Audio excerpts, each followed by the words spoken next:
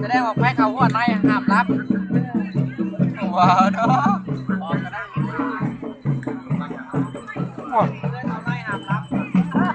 เคยไม่ได้นอนแล้วเรียนกันแล้ว เขาในนั้นพวกเคยบ่รู้อันนี้นะพวกอันนั้นเจ้าพี่พวกโลสมุดไงอันเขาดึงเขาจ้องสมุดไงแล้วไปดึงตอนเช้าอีกเขาว่าลักควายเด้อระวังเด้อเขาดึงออกละโมงเขาดึงออกเลยค่ะมันจะเป็นยังเขาหยอกเขาดึงออกลักควายเด้อ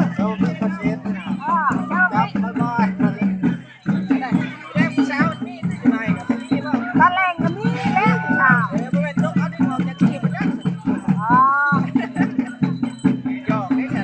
เขายอ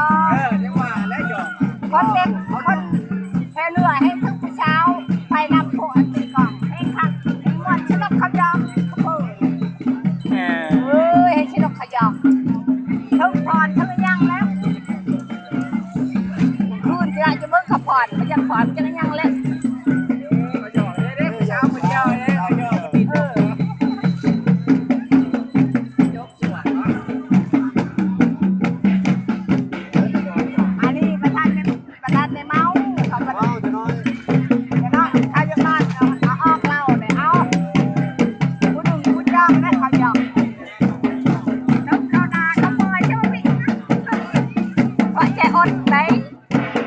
ตอนเช้านี่พวกกระพือกระพือแคนเคยพวกแคนกระพือพวกแคนเคยได้ไปให้กินไปให้ใคร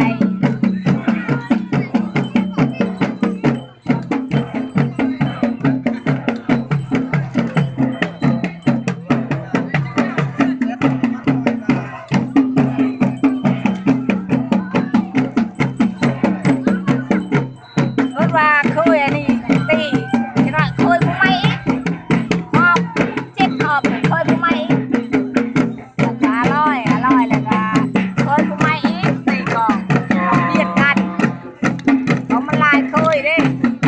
สุดหนึ่งและ7 หอบมาไล่กะเย็นในละโมงกับ7 หอบแล้วก็เช้าตีกองเป็น7 หอบแล้วมันชุดใหม่เขา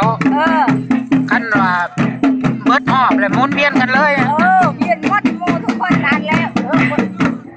มาจักเจียวไปเจอยังมาจักเจียวไปเจอยังแล้ว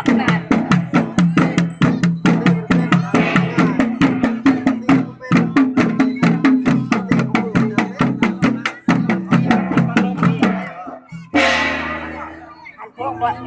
เป็นตีแค่พวกมือ